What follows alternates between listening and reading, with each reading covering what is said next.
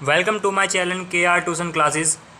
मैं हूं आपका दोस्त कमल सिंह वेद और आज हम क्लास 10th का सेकंड चैप्टर डिस्कस कर रहे हैं जिसका नाम है पॉलिनोमियल। और हिंदी मीडियम के बच्चे हो तो उसको कहते हैं हिंदी में बहुपद। ठीक है, तो इसमें हम पार्ट फर्स्ट डिस्कस कर रहे हैं। आज इंट्रोडक्शन करेंगे इस चैप्टर का कि बहुपद होता क्या है। तो बहुपद आपने पिछली क्लास में पढ़ा होगा 9th में। बहुपद का मतलब होता है जिसमें बहुत सारे पद हो।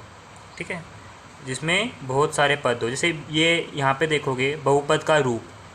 ठीक है, ए एक्स का square plus B X plus C, ये होता है बहुपद का रूप। ए की जगह पे कोई भी संख्या आ सकती है। मान लो 3x स्क्वायर आ सकता है, प्लस में 7x आ सकता है, प्लस में 6 7। यहाँ पे सी की जगह पे कोई भी संख्या आ सकती है।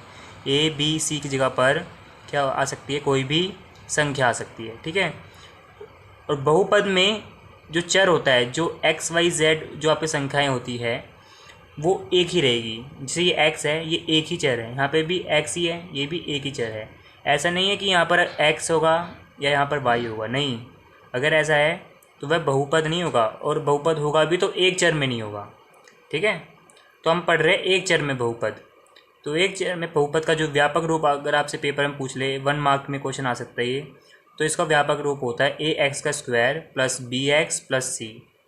कभी भी बहुपद लिखते वक्त याद रखना कि सबसे पहले जो पावर होती है, पावर होती है जो आपके जो चर होता है, ये एक्स जहाँ पे लिखा हुआ है, इसके ऊपर जो नंबर लिखा होता है इसे कहते हैं इसकी पावर या घात कहते हैं हिंदी में। ठीक है, तो इसकी घात 2 है, इसके ऊपर कुछ नहीं लगा हुआ तो इसका मतलब इसकी घात 1 है, और इसकी घात भी एक ही है।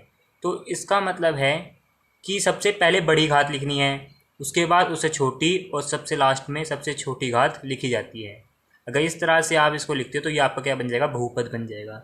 ठीक है, अब देखो नीचे बहुपद की घात, पावर ऑफ पॉलिनोमियल। बहुपद की घात जैसे मैंने अभी बताया आपको, सबसे पहले हम कौन सी घात लिखते हैं, सबसे बड़ी घात। यहाँ पे 3 भी हो सकता है, यहाँ पे 5 भी हो सकता है, यहाँ पे 13 भी हो सकता है, कितनी भी संख्या हो सकती है। लेकिन जो बहुपद होगा उसके बाद के जो चर होंगे वो उनकी पावर क्या होती जाएगी, घटती जाएगी। अगर यहाँ पे 3 होता तो यहाँ पे फिर मुझे 2 लिखना पड़ता, यहाँ पर फिर 1, और फिर यहाँ पे भी 1, ऐसे चलता। ठीक है, अगर यहाँ पे 7 होता, 7 होता यहाँ पर, तो मुझे अगले वाले अंक पर, अगले वाले पद पर मुझे 7 से छोटी पावर लिखनी पड़ती। ठीक है, जैसे यहाँ पे 2 है तो 2 से छोटा क्या है, 1, इस तरह से। तो बहुपद की घात जो होती है वो हम किस तरह से बता सकते हैं इसके अंदर कि बहुपद की घात कौन सी है, ये वाली या ये वाली। बहुपद की घात ये है या ये है, इसका डिसीजन होगा कि आपको ये देखना पड़ेगा कि हाईएस्ट पावर कौन सी है, उच्चतम घात कौन सी है इनमें से, 2 बड़ा है या 1 बड़ा है।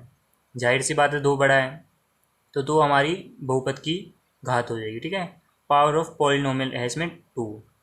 अब देखो रेखिक बहुपद है, रेखिक बहुपद को इंग्लिश में कहते हैं लीनियर पॉलिनोमियल। ठीक है, इसका मतलब है कि इसका जिसमें घात एक हो, जिसमें घात एक हो। जैसे इसका एग्जांपल देता हूँ, ए एक्स प्लस बी। ठीक है, ए एक्स प्लस बी। अब जो मैंने ए एक्स प्लस बी लिखा है, अब इसके ऊपर मैंने कोई संख्या नहीं लिखी इसके ऊपर, इसका मतलब क्या है, इसकी घात 1 है, और 1 को हम लिखते नहीं हैं, समझ के, इसकी घात 1 है। तो उच्चतम घात 1 ही है, इसके आगे हम लिख ही नहीं सकते इसकी घात। ठीक है, क्योंकि 1 से छोटा क्या हो सकता है, 0 भी नहीं होता 1 से छोटा। ठीक है, यहाँ पे 0 नहीं लिखते। द्विघात बहुपद, द्विघात बहुपद का मतलब है जिसमें घात या जो तुम्हारी पावर है जो ऊपर लिखी जाती है वो 2 हो। क्या हो, 2 हो। जैसे एक एग्जांपल लेते हैं यहाँ पर, 3x का स्क्वायर प्लस 7b प्लस 3। तो इसमें सबसे बड़ी घात क्या हो जाएगी, यहाँ पे x आएगा। ठीक है, यहाँ पे x है, यहाँ पे एक्स में देखो सबसे बड़ी घात कौन सी है, 2 है, और यहाँ पर 1 है। तो सबसे बड़ी घात 2 है, तो इसका मतलब एक कौन सा बहुपद हो गया, ये द्विघाती बहुपद हो गया, द्विघात बहुपद है ये। और ऊपर वाला हमारा रेखिक बहुपद था। ठीक है, अब तीसरी त्रिघात बहुपद में क्या होगा, जिसकी घात या पावर 3 हो, जिसके ऊपर यहाँ पर 3 लिखा हो।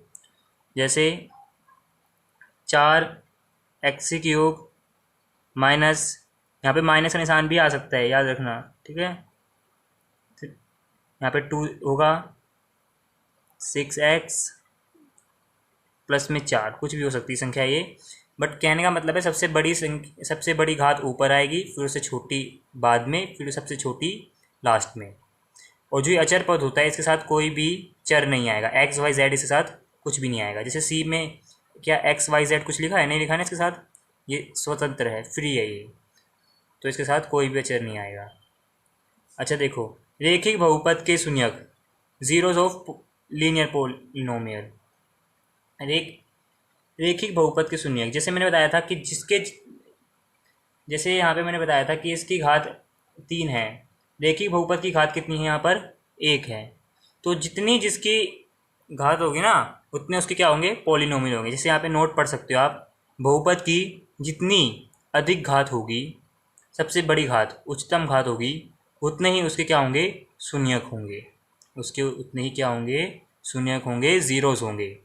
जैसे ज़ीरोज़ कैसे निकालते हैं इसके, मान लो हम ये एग्जांपल ले लेते हैं, ए एक्स प्लस बी वाई, ठीक है, ये हमारा रेखिक बहुपद है, इसको ज़ीरो के इक्वल रख दो तो क्या आएगा हमारा, A X is equals to minus B को उधर ले गए, माइनस का हो गया, X is equals to minus B upon A, क्योंकि ए इसके साथ मल्टीप्लाई में था तो नीचे आके क्या हो गया, वो डिवाइड हो गया।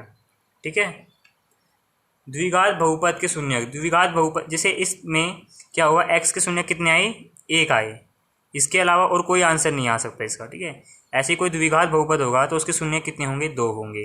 त्रिघात बहुपद होगा तो उसके शून्यक कितने होंगे, 3 होंगे। समझे। अब नोट मैंने आपको बता ही दिया कि आपको सबसे बड़ी घात देखनी है उस बहुपद में कि सबसे पहले कितना लिखा हुआ है। अगर इसमें 3 लिखा हुआ है तो इसका मतलब इसके 3 शून्यक होंगे।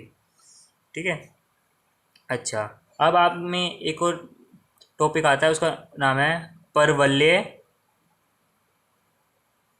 या फिर पैराबोला कहते हैं इसको इंग्लिश में, पैराबोला।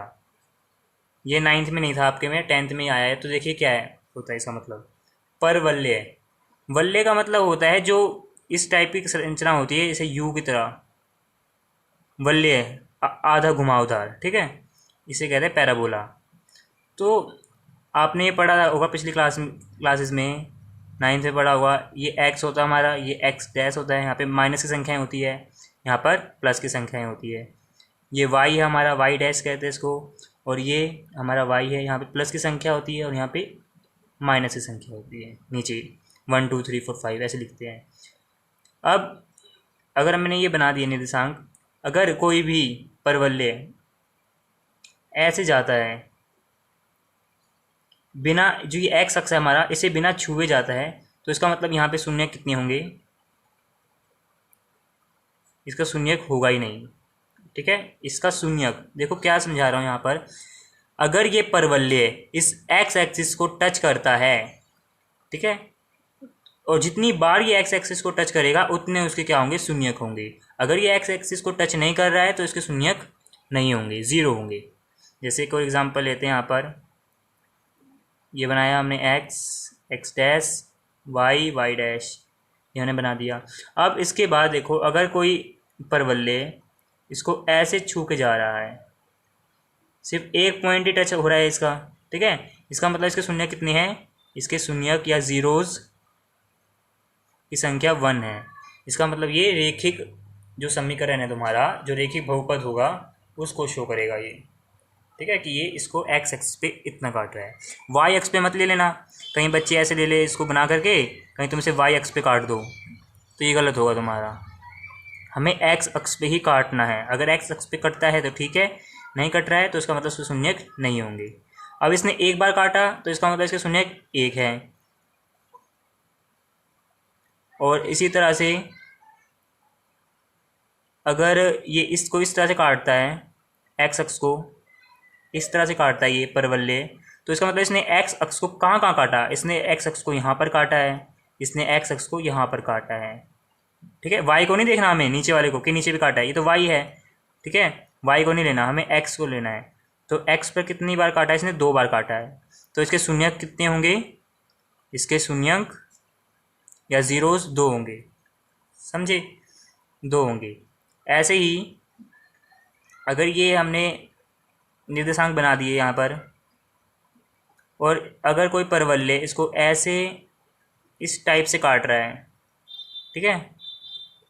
ये ऐसे भी काट सकता है, ऊपर से नीचे से ऐसे जा करके ऊपर जाके फिर नीचे, ठीक है। या इसको ये दोबारा भी काट सकता है। तो इसको एक्स अक्ष को ये कितनी बार काट रहा है यहाँ पे गिनो, 1 2 3 4। तो इसके शून्यक कितने होंगे, इसके शून्यक होंगे 4, शून्यकों की संख्या होगी 4। आई होप समझ में आया होगा आपको। जितनी बार ये परवलय एक्स अक्ष को काटेगा उतने ही उसके क्या होंगे, शून्यक होंगे। एक बार और वीडियो को देख लेना अगर समझ में ना आया हो तो। और अगर बुक में रीडिंग करोगे, बुक के क्वेश्चन करके देखोगे, उसके एग्जाम्पल देखोगे तो समझ में ज़रूर आएगा, ठीक है। अगर वीडियो अच्छी लगी हो तो लाइक करना, शेयर करना अपने दोस्तों के साथ, और मैं जल्दी नेक्स्ट पार्ट भी इसका डाल दूँगा। टिल देन आप अपनी एक्सरसाइज के क्वेश्चनों को कर सकते हो।